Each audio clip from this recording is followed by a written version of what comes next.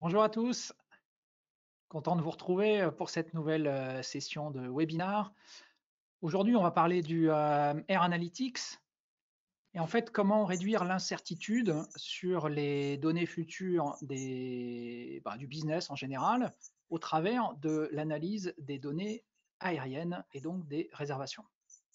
Alors pour ceux qui ont des activités qui ne sont pas à l'aéroport, ça ne va pas être très intéressant puisque bien évidemment, tout l'intérêt de la démarche consiste à optimiser l'activité qui est sur vos aéroports. Alors on va voir ça en trois étapes. Je vais d'abord vous montrer comment ça fonctionne, quel type de données on a agrégé, et puis les différents angles d'attaque qu'on peut avoir les analyses. Et puis je terminerai par différents cas, des cas pratiques qu'on a pu glaner au travers des différentes discussions qu'on a avec des clients qui sont déjà abonnés. Alors on va utiliser ce webinaire, c'est un nouvel outil. Vous savez qu'on aime bien changer, on aime bien tester des choses nouvelles chez Wild. Là, c'est un nouvel outil de webinar, donc vous nous direz si c'est mieux ou si c'est moins bien que le précédent. Je suis assisté là par Madame Loyal qui est Noémie, que vous devez entendre normalement. Voir Bonjour à toutes si et à tous. voilà, Noémie est là, c'est elle qui va m'assister pendant ce webinar. Alors je sais que quand on est comme ça en mode à distance, souvent il y a pas mal de distractions. Vous êtes sur vos ordinateurs, donc vous allez sans doute avoir vos emails et vos téléphones mobiles. Donc je vous recommande de vous mettre en mode avion pendant 30-40 minutes et de couper vos notifications type Slack, WhatsApp, tous ces trucs qui viennent un petit peu perturber pour que vous soyez vraiment dedans et qu'on puisse échanger au maximum.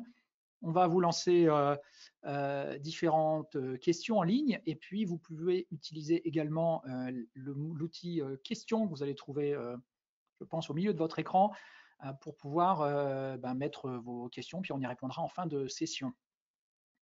Je te laisse la main, Noémie. Très bien. Alors du coup, je lance le premier sondage qui doit apparaître normalement sur vos écrans.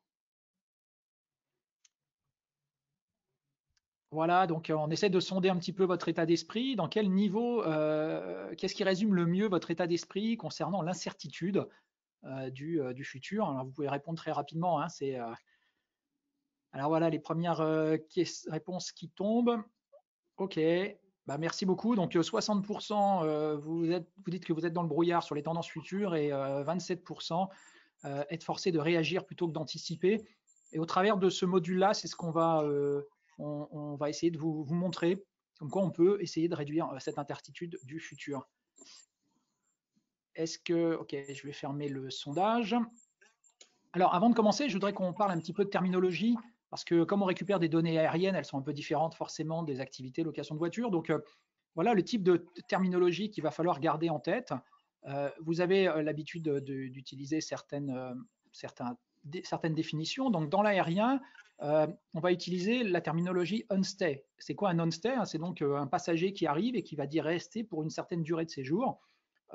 Cette terminologie, elle est convertie en on-rent pour nous. Donc le on-stay, c'est la durée de séjour du passager.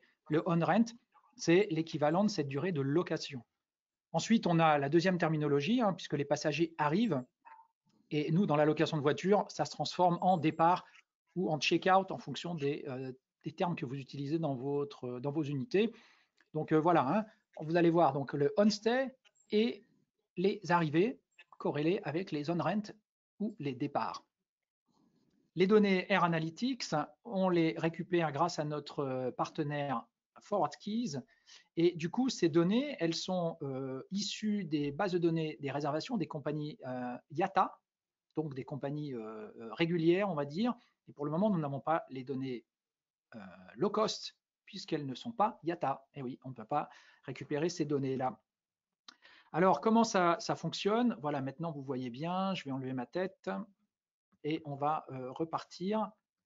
Euh, voilà, donc pour ceux qui connaissent les courbes, vous identifiez correctement les données noires qui sont le on-rent de votre activité location, la courbe rose qui est l'activité, la flotte réalisée ou en portefeuille, et puis la courbe verte qui est la nouvelle donnée que l'on récupère des données passagers.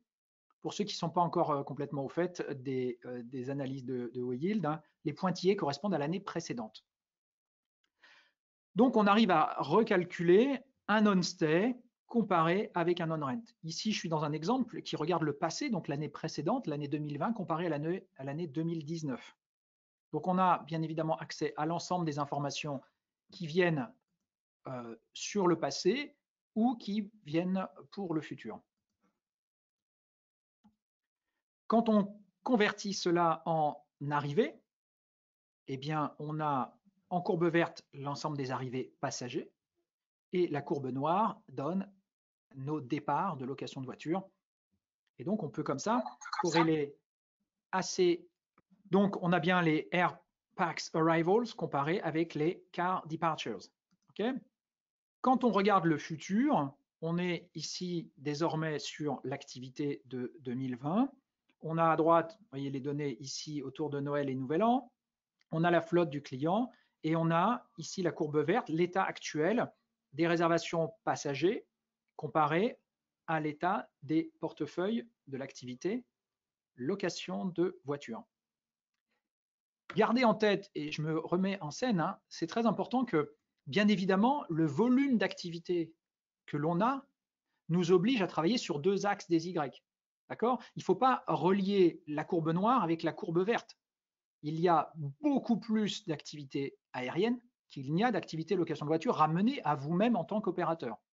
Okay, c'est très important. Donc, il faut vraiment garder en tête qu'on a deux axes des Y, le vert à droite et à droite, pour vous sans doute, et puis la courbe noire des on-rent qui est sur l'axe des Y à gauche de la courbe. Quand on met notre souris, on voit bien donc qu'on a un état de flotte pour le 26 décembre de 171, la flotte de l'année dernière qui était à 456, mes on-rent actuels qui sont à 150 et mes arrivées passagers pour le moment sont de 3052 contre l'année dernière à la même date 14 800. Donc là, je suis sur un aéroport européen, continental, nord de l'Europe. Donc c'est une capitale. Donc vous voyez que bien évidemment, on ne va pas aller comparer le current on-rent de 150 avec 3052. L'enjeu n'est pas là, l'enjeu il est de comparer les courbes et les patterns, les tendances que l'on a. À droite, on vous met également différents indicateurs. Vous avez le premier indicateur qui est la corrélation. Comme je l'ai dit, il est impossible de comparer du volume aérien avec du volume de location de voiture, mais néanmoins, ce qui est intéressant, c'est que mathématiquement, on peut définir une corrélation qu'il y a entre les deux courbes. Plus la corrélation est proche de 100, plus la tendance observée sur le mode de l'aérien est similaire à votre propre tendance de location de voiture. Ça veut dire quoi? Ça veut dire globalement, vous arrivez à tirer parti de l'activité aérienne de façon exactement similaire. On présente également deux autres indicateurs. On vous dit que l'année dernière, ce que vous voyez comme activité aérienne, donc la courbe verte ici pleine, représente 60% aujourd'hui de ce qu'il y avait l'année dernière en données réalisées. Donc ça veut dire que cette activité qu'on a là va sans doute encore grandir. En tout cas, elle a grandi par rapport à l'année dernière. Bon, là, cette année, on a le Covid, donc sans doute que ça ne va pas grandir autant que ça. Mais vous voyez, ça va vous donner un indicateur de savoir à combien vous êtes déjà du niveau maximum observé en réalisé de l'année précédente. Et on fait la même chose avec l'activité car, donc votre propre activité. Aujourd'hui, dans cet exemple, l'activité on-rent en courbe noire représente 30%, donc 28% exactement, de l'ensemble du réalisé que ce client a fait l'année précédente. D'accord? Donc ces indicateurs-là sont en permanence toujours affichés à l'écran et vous permettent de reconstruire, d'affiner votre fiabilité. Maintenant, sur le futur, je passe en mode arrivée, comparé avec mes départs. La courbe noire, ce sont les départs. La courbe verte, ce sont les arrivées passagers. De nouveau, vous ne dites pas qu'il y a beaucoup plus d'activités de départ de location de voiture qu'il n'y a d'arrivée passagers.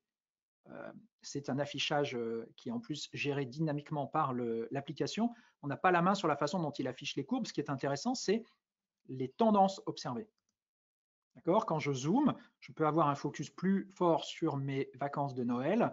Et ici, je vois bien que mes départs de location de voiture sont bien corrélés avec mes arrivées passagers.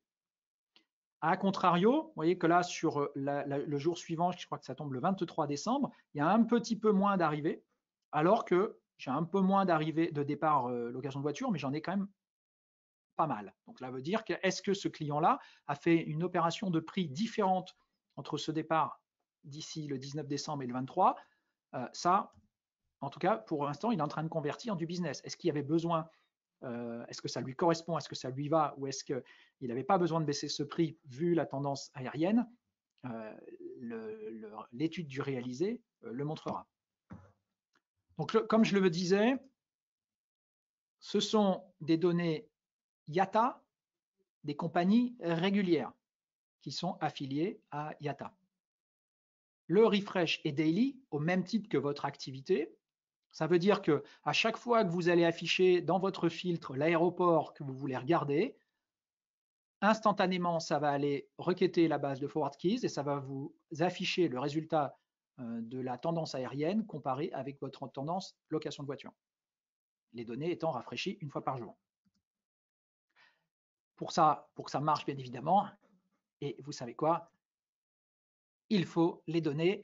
Donc, on ne peut pas vous livrer ce module-là sans avoir les données de pilotage. Ce n'est pas possible. D'accord? On n'est pas en train de faire une veille tarifaire sur laquelle on peut lancer n'importe quoi. Là, pour que c'est de l'intelligence et que la corrélation fonctionne, il faut impérativement avoir vos données location de voiture. Donc, il faut être client de WeYield. À partir de là, vous pouvez rajouter l'option sur un aéroport ou sur certains aéroports, de façon permanente ou temporaire, de connecter ce module pour avoir votre affichage à l'écran. Et l'option est calée non pas sur la flotte totale de votre pays, mais sur le nombre de véhicules que vous avez en flotte moyenne à l'aéroport.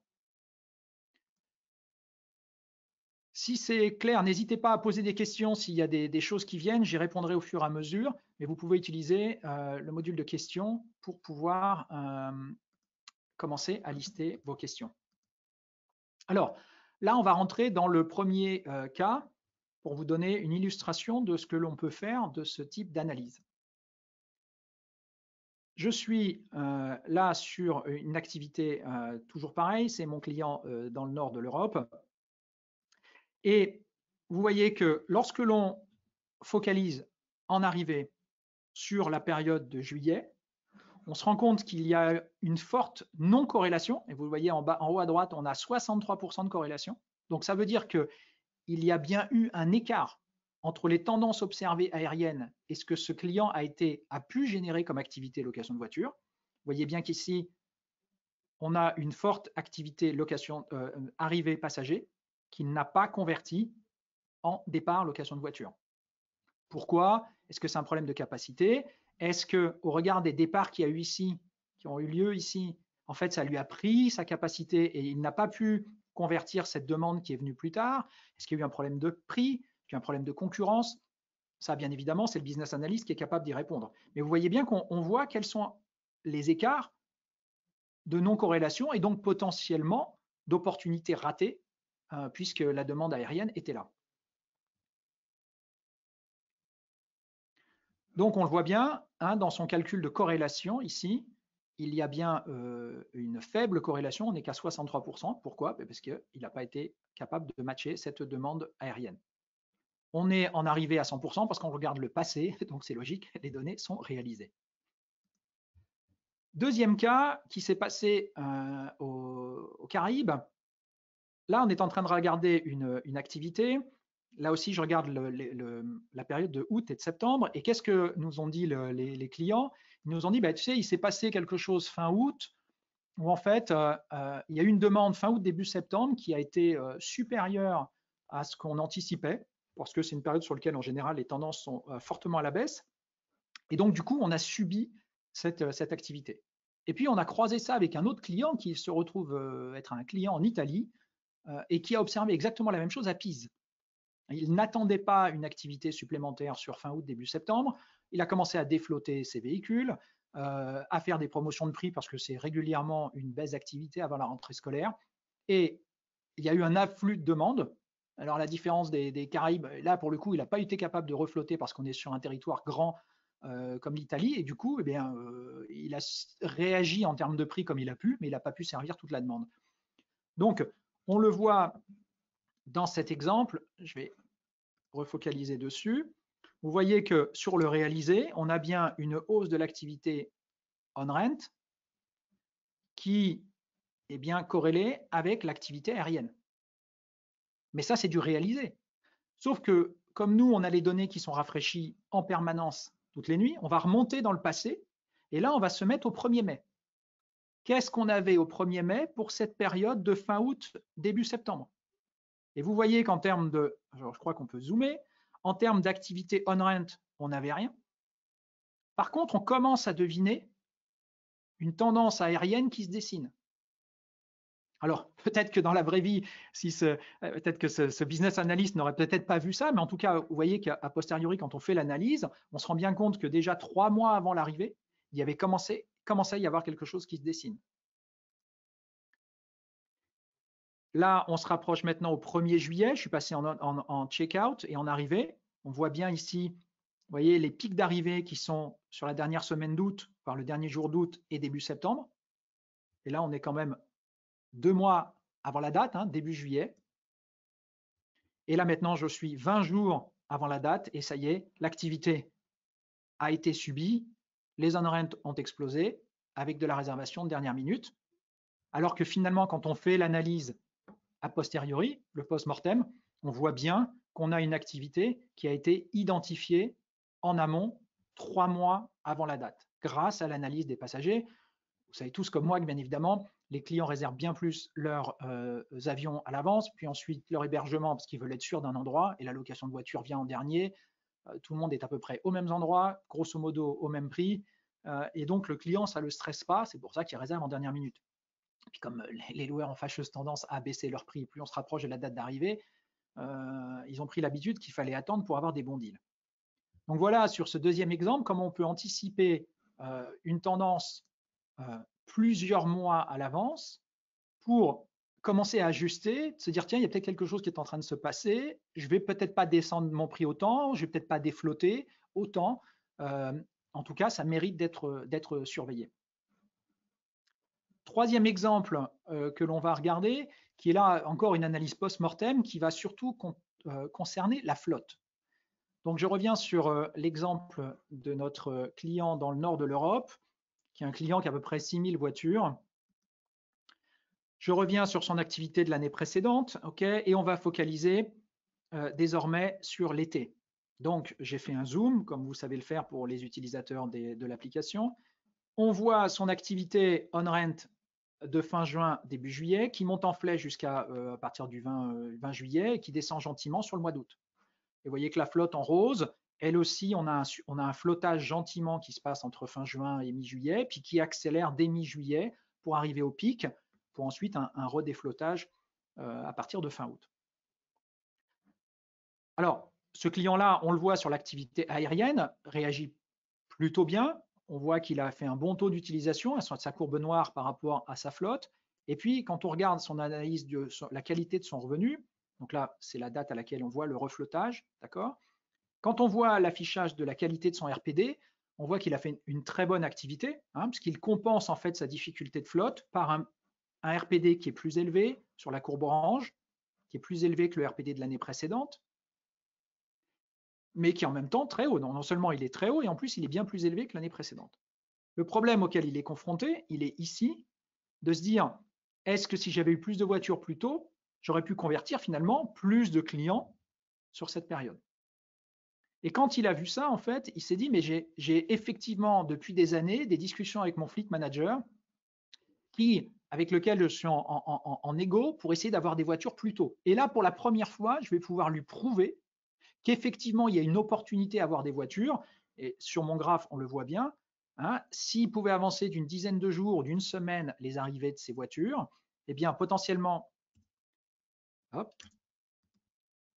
potentiellement, il pourrait en avoir un peu plus, convertir cette demande, puisque vous voyez que la demande aérienne est sur début juillet est au même niveau que l'activité aérienne de août, mais pas du tout avec le même niveau de flotte. Donc là, il y a une opportunité, en tout cas, de rentrer en discussion avec le fleet manager pour, bien évidemment, essayer d'adapter ce fleet plan un petit peu mieux. Beaucoup de vos unités, vous êtes vous-même le fleet manager, vous avez participé au au webinar du mois dernier avec Antoine et Étienne, qui vous expliquaient qu'ils travaillent énormément en étroite collaboration avec le fleet manager pour échanger tous les 15 jours, pas une fois de temps en temps sur le fleet plan, tous les 15 jours sur le fleet plan pour voir comment il peut y avoir un ajustement entre les arrivées et les départs, enfin les anticipations d'achat et de livraison, voire de repousser un peu les ventes. Et si vous vous souvenez, le webinaire de Nathalie également, de Fleet Management Solution, qui nous expliquait même que les arrivées, le plan de flotte doit être calé pour faire des livraisons tous les jours. Et donc, quand on a cette flexibilité-là avec les distributeurs ou les fabricants, eh bien, en fait, on peut adapter son plan de flotte et puis essayer d'anticiper, en tout cas de convertir ce type d'activité qui est maintenant clairement identifié de passagers qui sont là, dans cette destination-là, et qui pourraient éventuellement venir convertir chez ce client.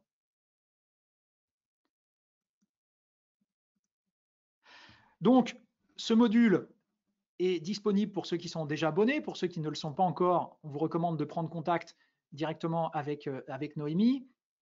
C'est bon pour toi? Alors, du coup, voilà, très bien. Je lance un nouveau sondage.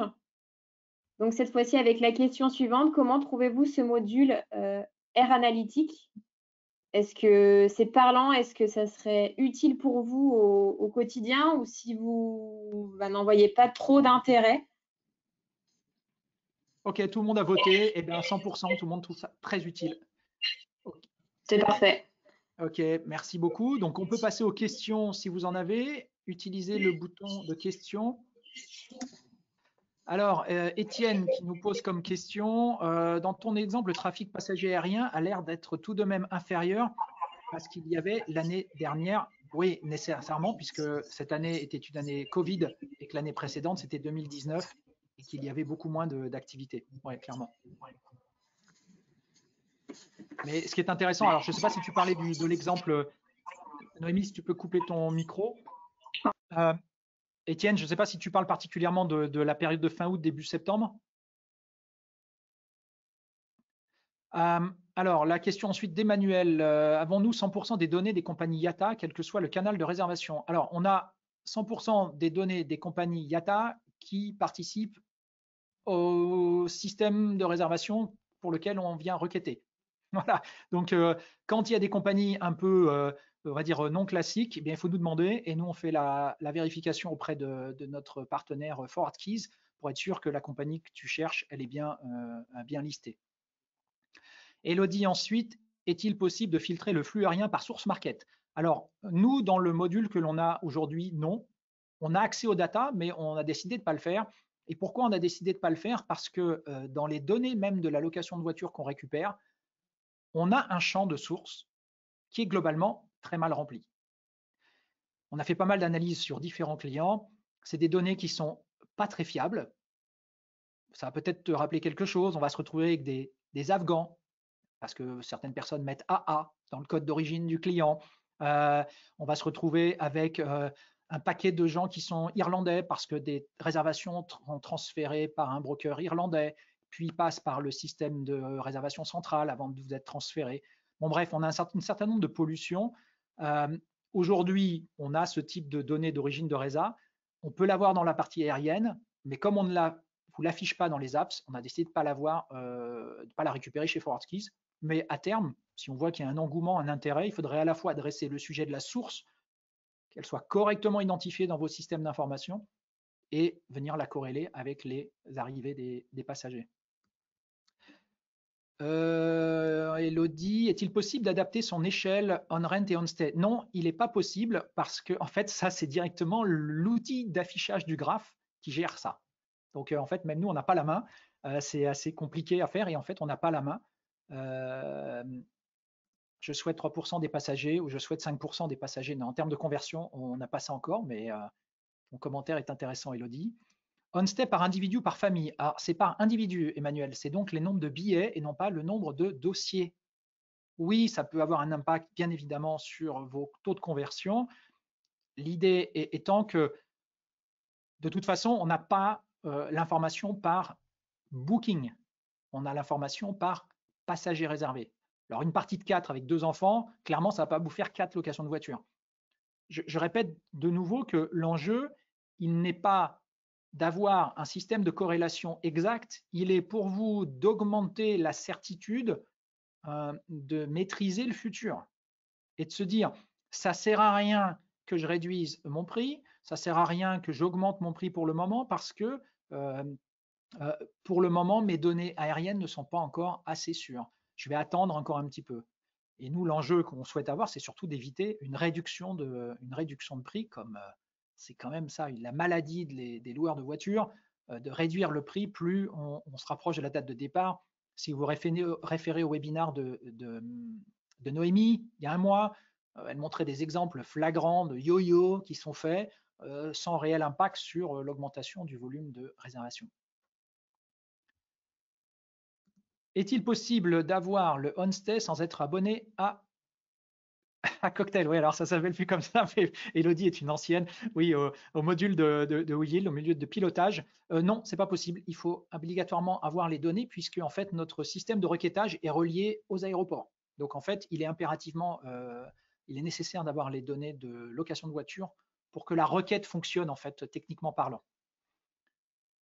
Avoir des données aériennes sans abonnement à l'outil de veille tarifaire, oui, ça par contre, bien sûr, c'est possible. Donc il faut les données de pilotage, ok, ça c'est important, donc les données de transaction que vous avez dans votre système d'information. Mais par contre, la veille tarifaire, ça, il n'y a pas besoin. C'est un module complètement séparé. Apparemment, on a répondu à tout, donc c'est plutôt cool. Ça veut dire que c'était assez clair. Je voudrais donc insister sur le fait que ouais, on me voit toujours là, a priori. Hein. Moi, je me vois plus, mais a priori, on me voit toujours. Oui, Oui, c'est on bon, te je voit. suis là. Alors, le soleil est vraiment. Est-ce que vous allez voir grand-chose? Non, il faut que je fasse comme ça. Voilà, je vais me mettre dans le noir. Alors, Voilà. OK, le R analytique, vous l'avez compris, il est intéressant, bon, on va dire modestement pour anticiper votre staffing. C'est sûr que si vous avez de l'activité, dans l'exemple que je vous montrais tout à l'heure des Caraïbes, oui, fin août, début septembre, ils se sont fait aussi un peu piéger par le. Je vais le mettre comme ça peut-être, ouais, ça on verra mieux. Ils se sont fait un peu piéger par le staffing parce que forcément l'activité était plus forte qu'escompté. Ensuite, surtout, ou bien évidemment la partie d'allocation des véhicules, hein, de pouvoir adapter son fleet plan en termes de in-fleeting ou de de-fleeting. Bah, c'est une donnée qui est très intéressante parce que forcément le temps de réaction du fleet manager il n'est pas le même que ce qu'on peut avoir en termes de pricing. Et enfin et surtout, c'est pour ça que j'ai fait un petit logo euro avec une bombe, hein, c'est d'éviter et d'arrêter les guerres de prix, les réductions de prix sauvages, parce qu'en fait, ceux qui le font, c'est souvent des gens qui ne maîtrisent pas leurs données de pilotage, qui subissent leurs demandes. C'est pour ça la question qu'on posait tout à l'heure, est-ce que vous réagissez plutôt que d'anticiper? L'idée, c'est plutôt d'anticiper la tendance pour au moins maintenir ces cales tarifaires. Et puis, quand on est sûr que l'activité va venir, c'est de pouvoir les augmenter. Donc, nous, l'enjeu prioritaire pour ce R Analytics, concerne surtout la politique de prix, c'est d'éviter que le pricing fasse du yo-yo sans intérêt, si ce n'est de dégrader votre marge. Voilà, j'espère qu'on a répondu à vos questions, qu'on a suscité l'intérêt. N'hésitez pas à contacter Noémie, qui se fera un plaisir de rentrer plus dans le détail avec vous. Ce webinaire va être disponible sur notre chaîne YouTube, WeYield. Vous pouvez connecter gratuitement et récupérer tous les anciens webinaires ainsi que les tutoriels. Merci beaucoup pour votre participation, le temps que vous nous avez dédié, et on espère avoir répondu à vos interrogations pour réduire cette année incertitude du futur. Bonne journée. Merci à tous. À bientôt.